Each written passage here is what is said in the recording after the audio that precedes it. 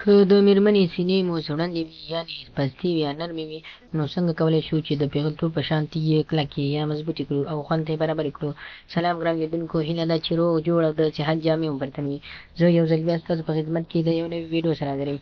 هیله ده چې د پام وړ مو وګرځېږي. تر هر څه دمخه باید یادونه وکړم که زموږ چینل مو نه وي سبسکرایب کړی نو زموږ چینل سبسکرایب کړئ او په خوا کې ورسره د ګونګړي نشان ووهئ تر څو زموږ راتلونکي ویډیوګانې په اسانۍ سره وکتلی شئ.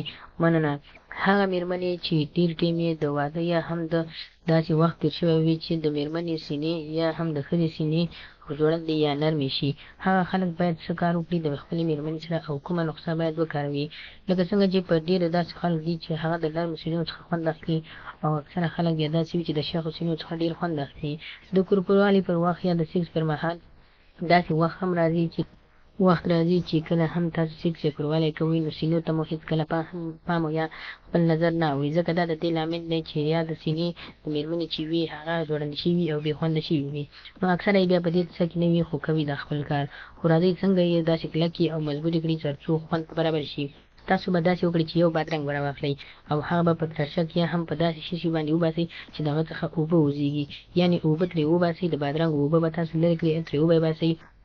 کله مو چې د بادرنګو اوبه ترې وایستلې نو له هغه وروسته به تاسو د غاښو کریم یعنې کریم دانه هم ور واچوئ او دې سره به یې مکس کړئ.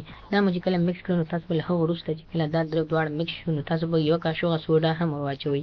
که نیمه شي یا هم یوه کاشوغه سوډا شي نو دا به تاسو راواخلئ او دې سره به یې مکس کړئ. کله مو چې دا ښه مکس کړئ نو تاسو به چې دا مکس شو نو هغه وروسته به یې راواخلئ او د ښځې د سینو په سر یا هم چارې ګرده به ټوله پرې مکس او غوړه کړئ، یعنې تار راتاو به یې پرې غوړه کړئ او تر نیم یا هم تر 10 منټ یا 15 منټه پورې به یې پرېږدئ.